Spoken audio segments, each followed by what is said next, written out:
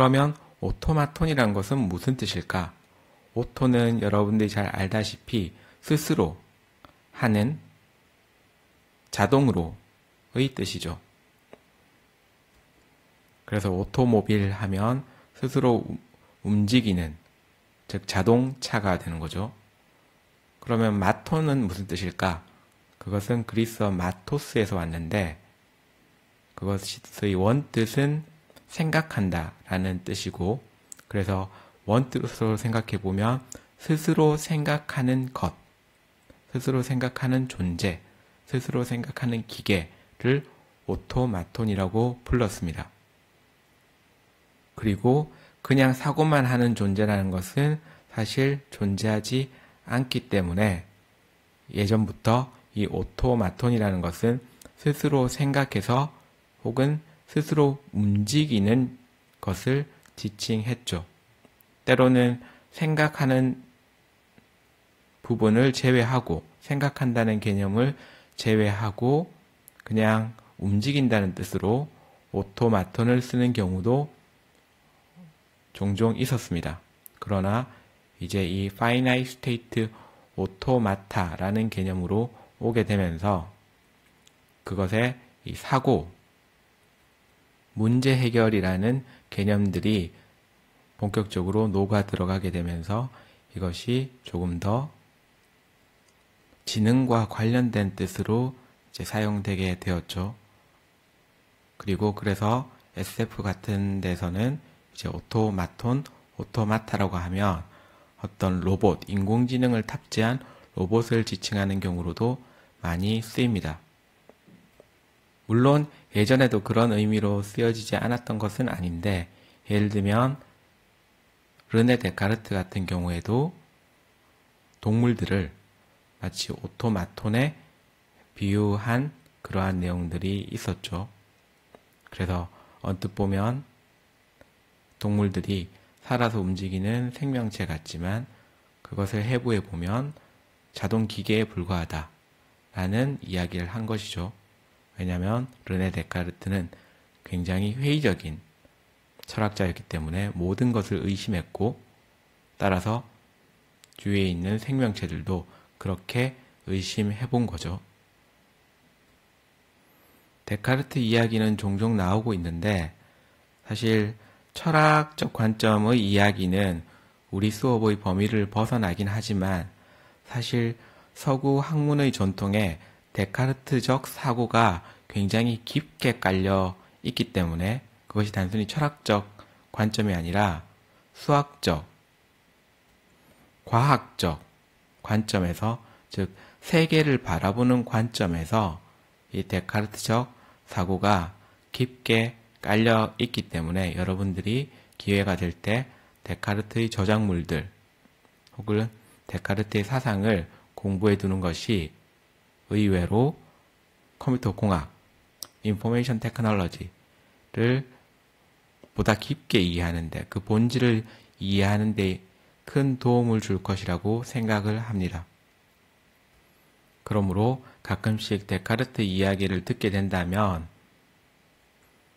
주변부 이야기로 치부하지 말고 조금 더 관심 있게 들어주면 좋을 것 같습니다. 이제 그럼 오토마타, Finite State Automata, 더 나아가서 Deterministic Finite Automata가 어떤 것인지를 구체적으로 살펴봅시다. Finite State를 사용하기 때문에 기본적으로 이 오토마타에서는 상태들의 유한한 개수의 집합을 정의하고, 그리고 그 상태에서, 즉 한 상태에서 다른 상태로 이동할 수 있는, 트랜지션 할 수 있는 기능을 정의합니다.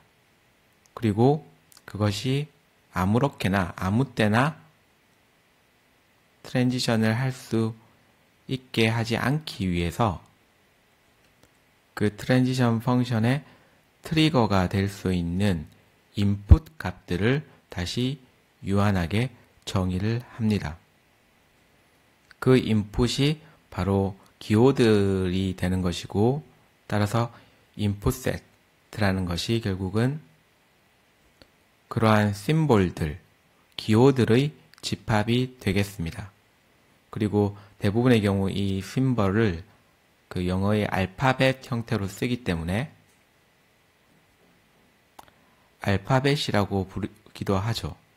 물론 더 정확하게 설명을 하자면 언어학에서 알파벳이라고 부르면 그 언어를 구성하는 문자, 집합을 지칭합니다. 그렇기 때문에 여기서도 마찬가지로 finite state automata의 알파벳이라고 하면 그 finite state automata의 인풋 값으로 들어갈 수 있는 기호들의 집합의 구성 요소를 지칭하는 거죠. 그러나 언어학적 개념이 지금 조금 어렵게 느껴진다면 그냥 쉽게 알파벳은 그냥 영어 철자들의 집합으로 사용되는 기호 집합 정도로 이해를 해두면 될 것 같습니다. 그렇게 스테이트의 집합과 알파벳과 그리고 트랜지션 펑션을 정의를 하고 나면 이제 본격적으로 특수 스테이트들을 정의를 해야 됩니다. 그 특수 스테이트들의 대표적인 것이 바로 이니셜 혹은 스타트 스테이트죠. 가장 최초로 시작하는 스테이트. 아무 스테이트에서나 다 시작할 수 있는 것이 아니라 지정된 스테이트에서 시작되도록 스테이트들을 구분해서 정의합니다. 그리고 최종 스테이트 혹은 여러 개가 있을 수 있는 accept state, 어떤 의미 있는 결과가 우리에게 받아들여질 수 있는 상태, 그것을 accept state라고 표현하기도 하고 바로 그 스테이트들을 또 정의를 해야 됩니다. 그렇다면 이 finite state automata가 작동하는 방식은 결국 initial state에서 특정 인풋이 들어올 때 트랜지션 펑션에 정의된, 그러니까 트랜지션 펑션 집합에 정의된 펑션 중에서 그 인풋에 대응하는 트랜지션 펑션을 끄집어내서 그 트랜지션 펑션대로 이니셜 스테이트에서 다른 스테이트로 트랜지션을 하고 그것을 계속 반복하다가 특정 accept 스테이트에 존재하면 작동을 중지하는 혹은 잠시 정지하는 그런 방식이 되겠습니다.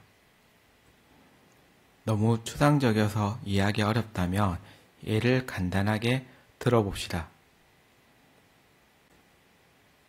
콜센터의 상담사의 작동 방식을 나타내는 finite state automata를 정의해 봅시다. 가장 간단하게는 두 개의 스테이트를 정의할 수 있을 것 같습니다. 첫 번째는 대기, 두 번째는 상담, 그리고 전화 울림과 전화 종료를 여기서의 알파벳으로 정의를 해봅시다. 그리고 트랜지션 펑션으로서 대기 상태일 때 전화 울림이 있으면 상담 상태로 넘어가는 것을 정의하고 상담 상태에서 전화 종료가 되면 그러한 인풋이 들어오면 다시 대기 상태로 들어가는 그런 트랜지션 펑션을 정의를 해봅시다. 그럼 남은 것은 이제 이니셜 스테이트를 정의하는 것과 accept 스테이트를 정의를 하는 거죠. 이니셜 스테이트는 대기, 그리고 accept 스테이트는 어떤 것이 되면 좋을까요? 둘 다 될 수 있겠죠. 이니셜 스테이트도 accept 스테이트가 될 수가 있습니다. 그리고 모든 스테이트가 또 accept 스테이트가 되어도 상관은 없는 거죠. 그랬을 때 최초의 대기 상태에서 시작을 해서 전화가 울리면 상담 상태로 이동하게 되고 거기에서 accept 상태가 됩니다. 그리고 그 accept 상태에서 다시 또 전화 종료의 인풋이 발생을 하게 되면 다시 대기 상태로 이동하고 그때 대기 상태는 또한 accept 상태로 볼 수가 있죠. 만약 대기 상태일 때 전화 종료 인풋이 발생한다면 어떻게 될까요? 그때는 아무 일도 일어나지 않습니다. 왜냐하면 그러한 트랜지션 펑션을 정의하지 않았기 때문에. 마찬가지로 상담 상태일 때 전화 울림 인풋이 발생해도 상태 이동은 일어나지 않습니다. 왜냐하면 그러한 스테이트 트랜지션을 정의하지 않았기 때문에 그렇죠. 그래서 만약 우리가 콜센터에서 일하는 로봇을 만들게 된다면 아주 간단하게는 바로 이 파이나이트 스테이트 오토마타, 두 개의 스테이트를 가지는 이 오토마타를 가지고 로봇의 행위를 정의를 할 수가 있을 겁니다. 재미있는 것은 이 파이나이트 스테이트 오토마타에서 사실 이 트랜지션이 똑같은 인풋에 대해서 언제나 똑같은 트랜지션을 해야 되는 것으로 꼭 제한할 필요는 없다는 겁니다. 즉, 같은 인풋 심볼, 알파벳에 대해서 어떤 때는 A라는 스테이트로 이동하고 어떤 때는 B라는 스테이트로 이동하는 그러한 언뜻 보면 제멋대로인 트랜지션도 정의가 가능하다는 거죠. 심지어 인풋 심벌이 없는 상태, 물론 수학적으로는 그것을 엡실론이라고 정의를 해서 별도로 표현하긴 하지만 어쨌든 우리가 일반적으로 표현하면 인풋 자체가 없는 상태일 때 그냥 다른 상태로 이동하는 것을 허용하는 것도 사실은 가능하다는 겁니다. 거기에서 이제 이 오토마타가 크게 두 가지로 구분되게 되는 지점이 생기게 되는데 하나는 Deterministic Finite Automata, 즉 DFA이고 또 하나는 Non-Deterministic Finite Automata, 줄여서 NFA가 바로 그것들이죠. 그렇다면 도대체 왜 그렇게 중복 트랜지션이 허용이 되고 심지어는 인풋이 없는 널 밸류에 대해서도 트랜지션이 허용이 되어야 되는 걸까? 그렇게 체계가 없는 엉망인 오토마톤이 있을 수가 있는 걸까? 혹은 있어도 되는 걸까? 하는 생각이 여러분에게 들지도 모릅니다. 그런데 여러분들은 부지불식간에 이 오토마타를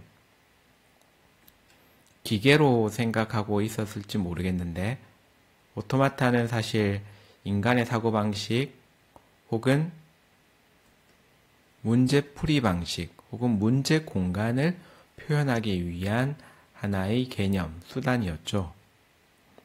그렇게 봤을 때 인간이 작동하는 방식이 어떤지를 다시 한번 생각을 해볼 필요가 있습니다. 여러분들은 기계는 굉장히 정확하고 언제나 똑같은 자극에 대해서 똑같이 반응할 것을 기대하고 있을지 모르지만 사실 우리가 원하는 그 인공지능 로봇이라는 것은 사람을 닮아서 사람과 유사하게 작동하게 만들어진 것이고 그러면 인간은 도대체 어떤 식으로 작동했는가를 살펴보면 사실 인간이라는 것이 그렇게 똑같은 입력에 대해서 똑같은 반응을 보이는 존재가 아니죠. 예를 들면 여러분들이 가만히 있는 상태를 생각해 봅시다. 가만히 있다가 여러분들이 다른 행동을 하는 상태로 접어들 수 있죠. 그런데 가만히 있다가 아무런 특별한 인풋이 없어도 여러분들이 갑자기 공부하는 상태로 이동할 수 있죠. 혹은 노는 상태로 이동할 수가 있죠. 게임을 하거나 스포츠를 하거나 혹은 친구들과 밖에 놀러 갈 수도 있을 겁니다. 그게 인간의 행동 방식이죠. 또 똑같은 입력이 주어져도 다르게 반응할 수도 있는 거죠. 예를 들어서 여러분들이 게임을 하고 있다. 그러다가 갑자기 배가 고파지면 어떤 때는 여러분들이 게임을 중단하고 밥을 먹으러 가고 어떤 때는 그냥 참고 계속 게임을 할 수도 있을 겁니다. 물론 배가 고픈 정도가 다르다거나 그 다음에 해야 될 일들이 또 정해져 있다거나 하는 다른 조건이 주어져서 그에 따라서 행동이 달라질 수도 있겠지만 그런 모든 상황을 무한대로 다 상정하는 게 파이나이트 스테이트 오토마타는 아니라는 거죠. 우리가 정의한 스테이트들 내에서 이제 이동을 정의하다 보면 그렇게 이제 다르게 여겨지는, 즉 다른 요소들을 제외하고는 다르게 여겨지는 인풋이 없음에도 불구하고 그 트랜지션이 같은 인풋에 대해서 달라지게 되는 경우가 정의될 수 있다는 거죠. 물론 더 깊게 들어가게 되면 19세기 말 20세기 초에 이제 현대과학이, 현대사상이 그런 것들을 많이 인정하게 된 것도 있습니다. 그때는 과학이 전능할 수도 있다는 오만한 생각에 젖어 있었기 때문에 특정 인풋을 우리가 지금은 다 알고 있지는 못하지만 자연계에서의 모든 조건들, 파라미터들을 다 파악할 수가 있고 현재의 상태를 알 수 있으며 미래의 모든 사건들, 적어도 물리적인 모든 현상들을 다 예측할 수 있을 것이라고까지 장담을 했었죠. 그러나 불확정성의 원리, 불완전성 정리 같은 이제 역작들이 나오게 되면서 현대과학, 현대사상이 모든 것이 예측 가능하지 않다. 자연이 애초에 그렇게 모든 것이 예측 가능하게 만들어져 있지 않고 그렇게 작동하지 않는다는 것을 인정하게 되었습니다. 따라서 그 이후에 본격적으로 발전하게 된 이 오토마타 시어리도 이제 그런 것들을 충실하게 반영을 하고 있는 거죠. 너무 이제 어렵게 느껴진다면 일단은 그렇게 모든 가능성을 다 포섭하고 있지는 못하다. 그 정도로 이해를 해두면 되겠습니다. 그런데 그런 것을 인정하게 되면 이제 문제는 다른 데서 생길 것 같다는 느낌이 드는 거죠. 인간의 사고방식이 그렇게 모두 동일하지 않고 모두 예측까지 하지 않다는 것을 인정할 수는 있는데 자연이 그렇다는 것은 인정할 수 있는데 우리가 원하는 기계라는 것은 동일한 입력에 대해서 동일한 반응을 해주는 그렇게 예측 가능한 반복적으로 예측 가능한 어떤 존재여야 하지 않을까라는 거죠. 예를 들어서 전원 버튼을 눌렀는데 어떤 때는 켜지고 어떤 때는 켜지지 않는다면 얼마나 우리가 당황스럽겠습니까? 자동차 시동을 걸었는데 어떤 때는 시동이 걸리고 어떤 때는 시동이 걸리지 않는다. 핸들을 왼쪽으로 돌렸는데 어떤 때는 꺾이고 어떤 때는 심지어 반대로 오른쪽으로 꺾인다. 그러면 우리가 그러한 기계, 그러한 자동차를 사용할 수가 있겠습니까? 안 되겠죠. 그렇다면 이 NFA는 쓸 수 없는 걸까요? 그렇다고 DFA만 쓰자니 그렇다면 모든 것이 그렇게 예측 가능하게만 정의될 수 있어야 되는데 인간의 사고방식, 자연의 작동 방식이 그렇지 않다는 것을 감안하면 우리가 기대하는 그 인공지능을 생각을 해본다면 그것은 너무 또 큰 한계를 만드는 것이 아닌가 하는 생각을 지울 수가 없죠. 다행히도 재미있게도 학자들이 연구를 거듭한 결과 모든 NFA는 DFA로 전환될 수 있다는 겁니다. 즉 NFA를 DFA로 표현 가능하다는 거죠. 아주 거칠게 설명을 하자면 결국 그 인풋 심볼들을 더욱더 확장해서 정의하면 그것이 가능한 거죠. 엡실론 이동이 발생하거나 아니면 같은 인풋에 대해서 다른 트랜지션이 일어나는 것을 다 별도로 분리 혹은 정의해주면 되는 거죠. 필요한 경우에는 스테이트들도 더 추가하면 될 겁니다. finite state라는 것이 유한한 개수를 뜻하는 것이지 그 스테이트들의 개수가 딱 몇 개라고 한정되어 있는 것은 아니기 때문에 필요한 경우 얼마든지 더 늘릴 수 있는 거죠. 다만 그게 무한대로 이론적으로 정의되지만 않으면 됩니다. 한 가지 덧붙이자면 사실 모든 DFA는 넓은 의미에서는 NFA이기도 합니다. NFA가 꼭 그 엡실론 이동이라든지 여러 개의 그러니까 동일한 입력에 대해서 여러 개의 트랜지션이 가능한 것을 꼭 포함해야 되는 건 아니기 때문이죠. 그런 것을 허용하는데 알파벳에 그것이 없어도 상관은 없죠. 그렇기 때문에 아주 넓게 보면 모든 DFA는 NFA라고 할 수도 있는데 우리가 보통 굳이 구별을 해서 설명을 할 때는 NFA는 조금 더 좁은 의미로 정의를 합니다. 즉 엡실론 이동이라든지 혹은 그런 멀티플 트랜지션이 있는 경우를 우리가 이제 NFA라고 하는 것이고 그래서 그것을 DFA로 바꾸는 알고리즘을 적용을 해야 되는 거죠. 그래야만 우리가 예측 가능하게 작동하는 기계를 만들 수가 있습니다. 이렇게 일견 복잡해 보이지만 알고 나면 간단한 개념인 이 Finite State Automa타는 사실 컴퓨터 사이언스의 기반에 깊숙이 녹아들어 있습니다. 그게 문제 해결을 위한 기본 개념이기도 하지만 그것이 작동하는 방식이 인간의 사고 표현 방식과 굉장히 근원적으로 맞닿아 있기 때문인 거죠. 그래서 이 오토마타가 언어학에서의 한 분야인 형식 언어 이론, Formal Language Theory랑 결합하게 되면서 이것은 여러분들이 알고 있는 바로 그 C, C++, 자바 등등 프로그래밍 언어를 만드는데 사용되는 수단이 됩니다. Formal Language Theory는 여러분들이 아마 들어본 적이 거의 없을 텐데 언어학에서는 굉장히 중요한 학문 분야이죠.